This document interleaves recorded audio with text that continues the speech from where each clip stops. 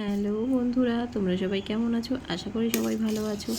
তো আজকে আমার মেয়ের আবদারে একটা ব্রেকফাস্ট রেসিপি নিয়ে আমি তোমাদের সামনে চলে আসলাম। তো দেখো, এখানে আমি নিয়েছি কিছুটা চিড়ে, পেঁয়াজ, কারি পাতা, দুটো ডিম নিয়েছি, লঙ্কা কুচি করে নিয়েছি এবং কিছুটা কাজু কিশমিশ এবং আগে থেকে কিছুটা আলু। আমি আলুটাকে ভালো করে ধুয়ে কেটে নিয়েছি। কড়াইটা আমার গরম হয়ে গেছে, এবার তার মধ্যে আমি তেল দিয়ে দেখো আলুগুলোকে দিয়ে দিচ্ছি। এবার একটু লবণ দিয়ে আমি আলুটাকে ভালো করে ভেজে নেব। ভেজে নিয়ে আমি যতক্ষণ না আলুটা সিদ্ধ হচ্ছে, ভাজা হচ্ছে, ততক্ষণ পর্যন্ত আমি কিন্তু কড়াইটাকে আমি আলুটাকে ঢেকে দেবো। ঢেকে দিয়ে আমার যখন ভাজা হয়ে গেছে, দেখো আমার কিন্তু এখন আলুটাকে ভাজা হয়ে গেছে। তো আমি আলুটাকে এখন নামিয়ে নেব। নিয়ে ওই তেলটাতেই আমি দুটো ডিম দিয়ে দিয়েছি।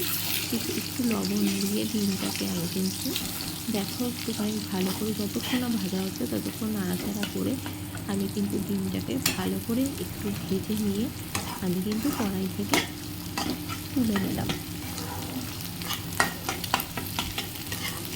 ডিমটা আমার ভালো করে ভাজা হয়ে গেছে। এবার কড়াইতে আরেকটু তেল দিলাম, দিয়ে আমি কুচানো যে পেঁয়াজটা ছিল পেঁয়াজটা দিয়ে ওর মধ্যে আমি একটু লবণ দিয়ে দেবো, যাতে পেঁয়াজটা পুড়েও না যায়, আবার এদিকে একটু নরম হয়। তো আমি সেই পরে একটুখানি নাড়িয়ে নিলাম। নাড়িয়ে নেওয়ার পর পেঁয়াজটা যখন নরম হয়ে গেল, তখন তার মধ্যে আমি একটু যে কাঁচা লঙ্কাগুলো আমি কেটে রেখেছিলাম, তো সেই কাঁচা লঙ্কাগুলো আমি দিয়ে আর একটু পেঁয়াজটাকে আমি লঙ্কা সমেত ভালো করে নাড়িয়ে নিলাম। এরপর আমি একে একে এর মধ্যে কাজু কিশমিশটা দিয়েও ভালো করে নাড়িয়ে নিচ্ছি। ভালো করে নাড়িয়ে নেওয়ার পর আমি যে কারি পাতা রেখেছিলাম, কারি পাতাগুলোকে ভালো করে ধুয়ে আমি কিন্তু সেই কারি পাতাগুলোকে কেটে নিয়েছি, কুচি কুচি করে আমি একদম ছোট ছোট করে নিয়ে আমি কিন্তু দেখো এর মধ্যে দিয়ে দিয়েছি। দিয়ে আমি এটাকে আরেকটু নাড়িয়ে নেব। পাতাটা একটু হালকা ভাজা ভাজা হবে, ততক্ষণ আমি এটাকে কিন্তু দেখো ভালো করে নাড়িয়ে নিচ্ছি, যাতে সব কিছু একসাথে একটু ভালো করে ভাজা হয়ে যায়।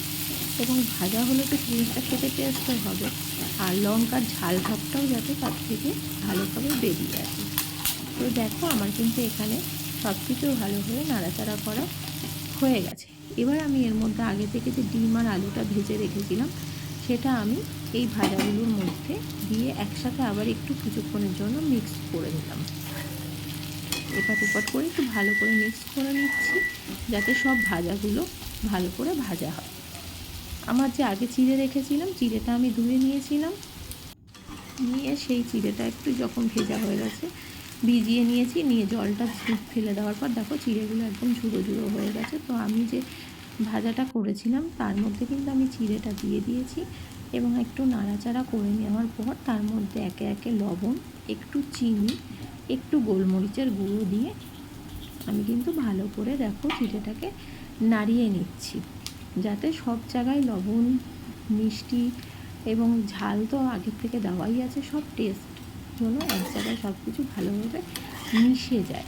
তো আমি এটাকে ভালো করে মিশিয়ে নিলাম। নেওয়ার পর আমি এর মধ্যে 1 চামচ মতন ঘি ছড়িয়ে দেবো।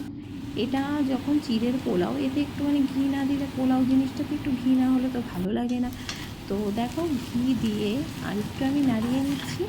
নাড়িয়ে নেওয়াতে কিন্তু আমার এখানে চিড়ের ঝাল ঝাল পোলাও কিন্তু একদম রেডি হয়ে গেছে দেখো। আর ঝুরঝুরে হয়েছে, তোমরা দেখতেই পাচ্ছ। তো তোমাদের আজকের রেসিপিটা কেমন লাগলো অবশ্যই কিন্তু আমাকে কমেন্ট করে জানাবে। এরকম যদি আরও টেস্টি টেস্টি ব্রেকফাস্ট দেখতে চাও অবশ্যই আমাকে কমেন্ট করে জানাবে। চলো টাটা।